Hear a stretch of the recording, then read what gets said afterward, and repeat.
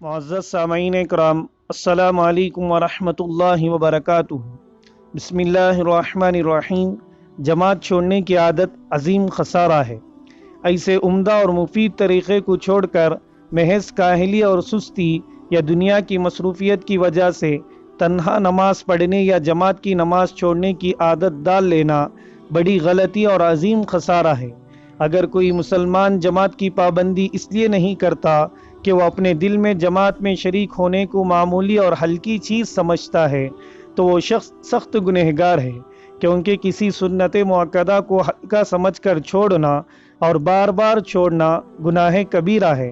جو لوگ اپنے گھروں اور بنگلوں میں تنہا نماز پڑھنے کے عادی ہو گئے ہیں، انہیں اپنی نمازوں کی حقیقت پر غور کرتے ہوئے اس بری عادت پر نظر ثانی کرتے ہوئے اپنی اصلاح کرنا چاہیے۔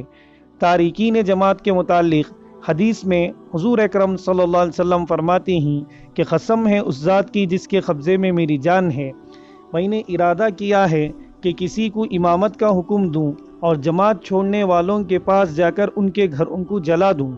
اس وعید کے بنا پر اکثر محققین نے جماعت کو واجب کہا ہے، گو بعض نے سنت مؤکدہ بھی کہا ہے، اور سنت مؤکدہ بھی معمولی چیز نہیں